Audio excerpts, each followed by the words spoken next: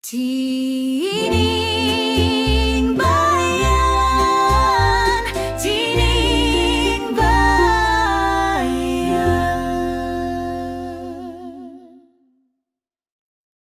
Tining Bayan, ang unang album ng Tinig ng Bayan. Ang debut album ng Tinig ng Bayan ay isang tunay na sorpresa. May haba itong 70 minuto na binubuo ng 22 kanta. Isang napakalaking unang hakbang mula sa isang grupong halos walang nakarinig noon. Ang Tinig ng Bayan Music, isang banda na hindi kailangang buuin dahil matagal na itong umiiral. Parang bulong ng hangin, ugong ng dagat, tibay ng bundok, at paglago ng gubat ang musika nila. Ito ang mga tinig ng nakaraan, ng kasaysayan at higit sa lahat, ng karaniwang tao. Malalim ang koneksyon sa lupang nagbibigay buhay at sabay ring sinusubok sila. Ang musikang ito ay parang ang mismong isla naging tunog sa pamamagitan ng Tinig ng Bayan. Nagsimula ito bilang proyekto sa isang YouTube channel, lumikha ng mga kanta para sa mga vlog at kwento. Pero mabilis itong lumago, naging mas malalim. Bunga ng tunay na pagmamahal sa kulturang Pilipino, sa lipunan at sa kalikasan, isinilang o muling ginising ang isang kakaibang puwersa ng paglikha. Mula pa sa simula, malinaw na ito ay isang ligaw, ngunit kalmadong tinig, may kalayaan, may ugat sa tradisyon, at may bukas na pag-iisip para sa bago. Kwento ito ng mga tao isinalaysay sa awitin, gaya noong sinaunang panahon. Ang mga ugat ay malalim, ang mga sanga ay umaabot sa langit. Iba't ibang estilo ng musika ang maririnig dito.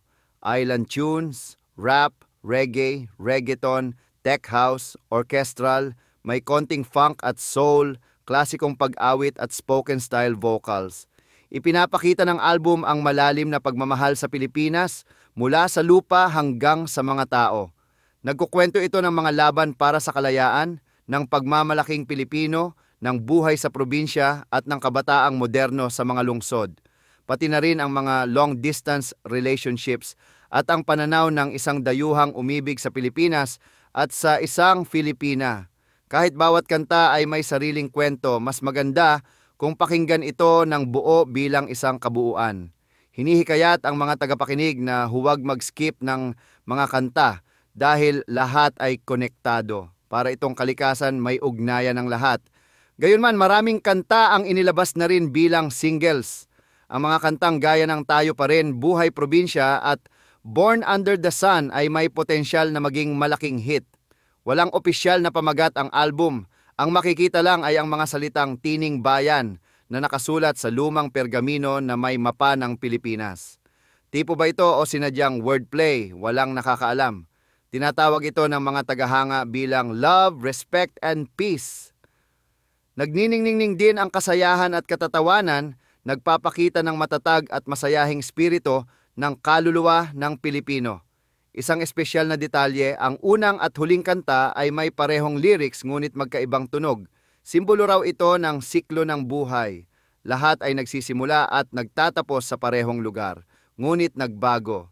Konklusyon, Tining Bayan, ang unang album ng Tinig ng Bayan ay hindi pangkaraniwan, ngunit puno ng sorpresa. Inire-rekomenda namin ito para sa sinumang handang sumabak sa isang kakaibang paglalakbay sa musika. Tara na makinig at damhin ang good vibes! Tining Bayan, Bayan, Bayan. Tinig ang bayan, boses ng kalayan, sama-sama musika ng puso. Sama-sama musika ng puso.